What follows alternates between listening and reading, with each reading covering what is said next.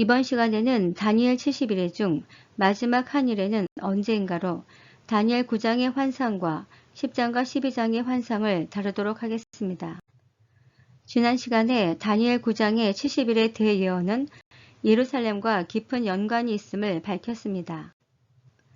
즉 70일의 대예언은 다니엘의 죽음 이후 예루살렘 중건과 예수 그리스도의 초림과 십자가 사건, 1차 예루살렘 멸망, 말세 때 적그리스도의 출현, 말세의 성도들이 당할 대환란과 2차 예루살렘 멸망, 그리고 이후에 이스라엘과 예루살렘이 완전히 회복되는 대서사시입니다. 그런데 역사적 흐름상 1차 예루살렘 멸망과 2차 예루살렘 멸망 사이에는 다시 예루살렘 중건이 있어야만 합니다. 따라서 전천년설은 이를 1948년 이스라엘 건국과 1968년 예루살렘 회복 그리고 제3 예루살렘 성전 건축을 필요한 과정으로 보고 있으며 이것이 여러 재림의 이정표 중 하나라고 생각합니다. 70일의 예언의 배경을 살펴보면 바벨론 포로에서 해방되기 1년 전 다니엘이 예레미야서를 읽다가 이스라엘의 바벨론 포로 기간이 70년째에 끝나게 될 것을 깨닫고 큰 기대와 희망으로 하나님께 이스라엘과 예루살렘 회복을 위해 눈물로 기도하던 중 받은 응답입니다. 하지만 하나님께서 응답하신 목적은 바벨론 포로 70년째에 이스라엘과 예루살렘이 회복은 되겠지만 이는 진정한 회복이 아니며 진정한 회복은 하나님께서 정하신 70일의 끝에 이루어질 것을 계시하고 있습니다. 결국 70일의 예언의 핵심은 마지막 한 일에는 언제인가입니다. 왜냐하면 이때 한 일의 절반, 한 왕, 희생제사 금지, 또 포악하여 가증한 것이 날개를 의지하며 서는 것과 정한 종말까지라는 표현이 모두 등장하기 때문입니다. 무엇보다 한 일에는 이미 지나간 사건일까요? 아니면 미래에 닥친 사건일까요? 여기에 대한 논쟁이 있기도 합니다. 이에 대해 무천년설의 입장은 연속론을 주장합니다. 즉 69일에 이어 마지막 한 일회가 연속되는 개념으로 AD 70년 예루살렘 전쟁을 70일의 종료로 이해합니다. 다만 무천년설은 70일에도 상징 기간으로 보고 임의로 설정하고 있습니다. 즉 한 일회가 7년임을 무시하고 있습니다. 반면 전천년설의 입장은 간극론을 주장합니다. 69일에 이어 십자가 사건과 예루살렘 전쟁 두 사건이 발생하고 이후부터 이방교회의 때가 시작되다가 재림 직전 마지막 남은 한 일회가 시작되기 때문에 시간적 간극이 생깁니다. 또한 전천년설은 70일을 문자 기간으로 보고 한 일회를 7년으로 계산합니다. 여기서 다니엘 8장의 환상과 비교해보면 다니엘 9장의 70일에서는 예루살렘 성전을 모독하던 자에 대한 진노가 임하면 종말이 온다는 정보가 추가되어 있습니다. 이것만 보아도 마지막 한 일에는 재림 때임을 알 수 있습니다. 그렇다면 70일의 대예언에서 다니엘이 더 자세히 알고 싶었던 것은 무엇일까요? 바로 한 일회 동안 이스라엘과 예루살렘 성전에 무슨 일이 벌어지는가입니다.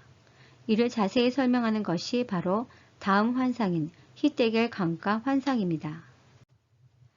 이제 다니엘 10장에서 12장까지 이어지는 히데겔 강가 환상은 다니엘이 죽던 해에 받은 환상으로 앞으로 한 일회 동안 이스라엘과 예루살렘이 당하게 될 큰 고난과 이후에 완전한 회복이 이루어질 것을 보여주는 계시입니다. 먼저 히데겔 강가의 환상의 배경은 고레스 왕의 해방령으로 인해 이스라엘의 바벨론 포로 70년 기간이 끝나고 스룹바벨과 대제사장 여호수아와 함께 귀환한 백성들이 성전 재건을 위해 준비하던 중 주변 사마리아 사람들의 방해로 중단되었다는 소식을 들은 상황입니다. 그러자 다니엘은 참담한 심정을 갖고 이스라엘과 예루살렘 회복을 위해 중보 기도를 하게 되며 이때 마지막 날 환상을 보게 됩니다. 이 환상을 마지막 날 환상이라고 명명한 이유는 다니엘 10장 14절을 근거로 합니다. 그리고 이를 깨닫기 위해 21일간 금식 기도를 하게 됩니다. 그렇다면 다니엘이 21일간 금식을 한 이유는 무엇일까요? 먼저 다니엘은 마지막 날 환상을 보게 되지만 이 환상은 다니엘서에 기록되지 않았고 다니엘은 이 환상을 깨닫기 위해 21일간 금식을 시작하게 됩니다. 하나님은 금식 첫날부터 메신저를 보내 이 환상을 해석해 주려고 했지만 바사 군주가 막아서는 바람에 지체되다가 미가엘 천사의 도움을 받아 21일째 드디어 해석이 전달되는데 이것이 바로 히데겔 강가의 환상입니다.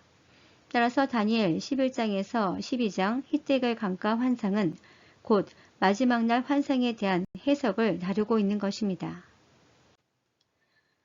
다시 말해 다니엘 환상의 패턴은 그림에서 보듯이 비유적 환상을 보게 되면 반드시 해석을 해주고 있습니다.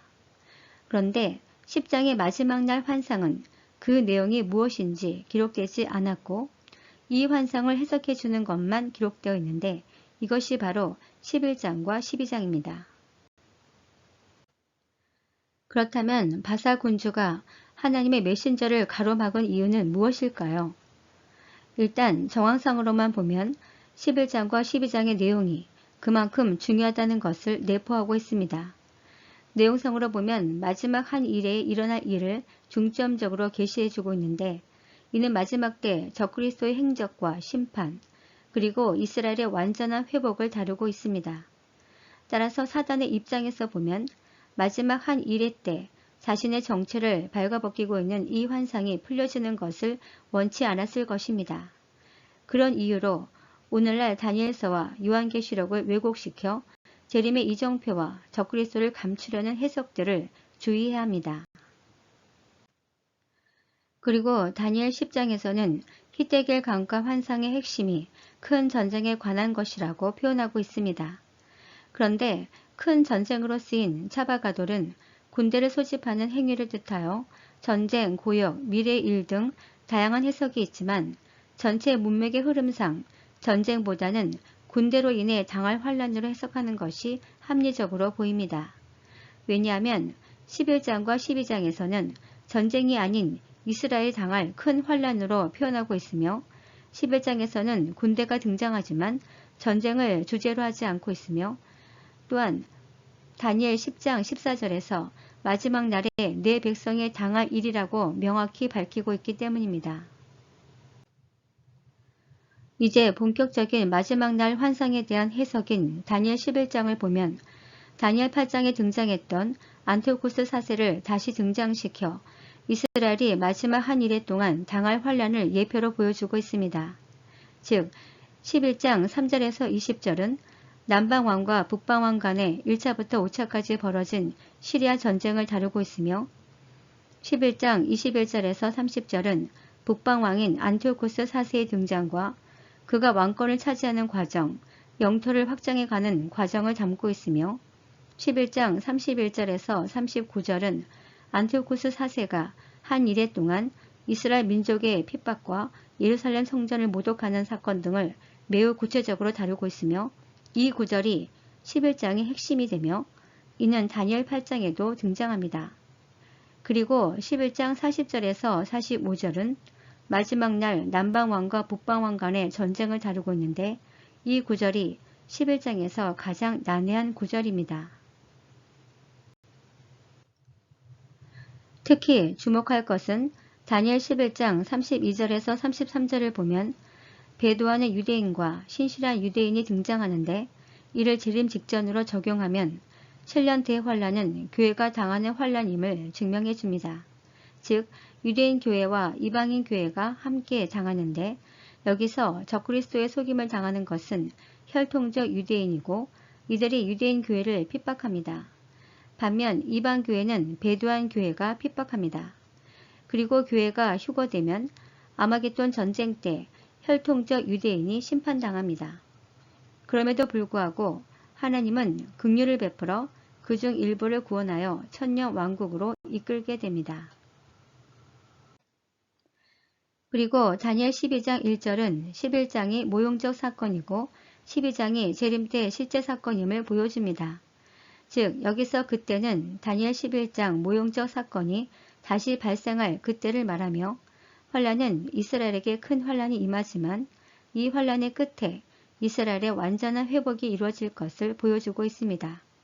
그리고 이 말씀은 마태복음 24장 21, 22절에서 예수께서 인용하여 앞으로 일어날 사건을 예표하고 있기 때문에 11장은 모형적 사건임을 분명히 하고 있습니다.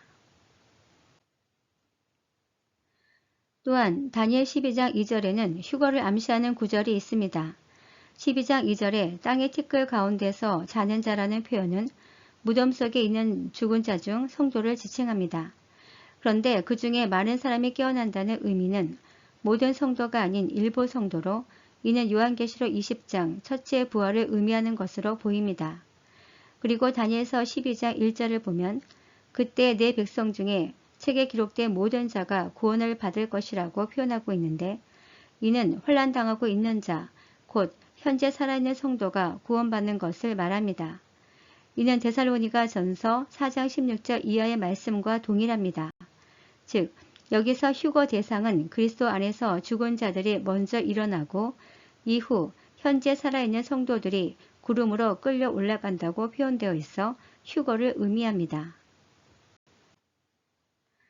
결국 구약 성경도 두 사건을 다루고 있는데 다니엘의 환상은 7 나팔 기간인 7년 대환란을 다루고 있으며 나머지 구약 성경은 아마겟돈 전쟁과 천년 왕국을 다루고 있습니다. 다만 7 대접 기간은 천년 왕국을 위한 더럽혀진 성소의 정결 기간으로 볼 수 있습니다.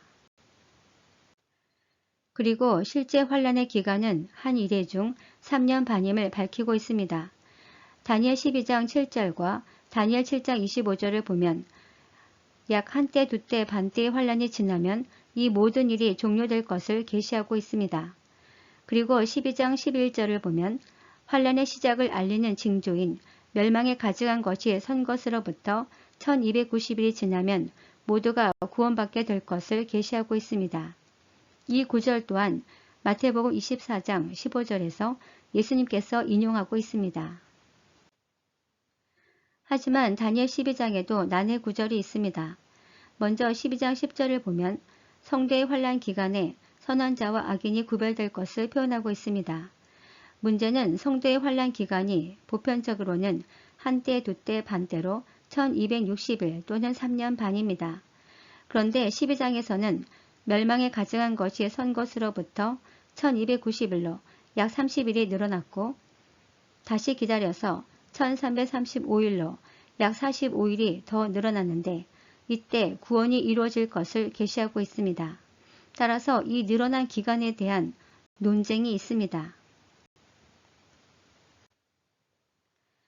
다니엘 10장에서 12장의 환상을 다니엘 9장의 환상까지와 비교해보면 11장에서는 안티오코스 4세에 대해 부연 설명을 하고 있고 12장에서는 3년 반에 대해 좀 더 부연 설명을 하고 있으며 이때 알곡과 가라지가 구분될 것을 계시하고 있고 무엇보다 휴거의 내용이 포함되어 있습니다.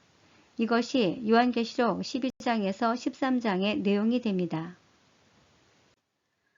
요한계시록 12장에서 13장의 내용을 살펴보면 첫째 나팔이 불릴 즈음 사단이 땅에 떨어져 약 3년 반 동안 성도를 핍박하다가 다섯 번째 나팔이 불릴 때 무저갱에서 첫째 짐승을 풀어 그가 올라와 성전과 모든 도시에 우상을 세우고 이때부터 약 3년 반 동안 성도들을 극렬하게 핍박을 가하는데 성도들은 일곱 번째 나팔이 불리기 직전 극적인 휴거로 구원됩니다.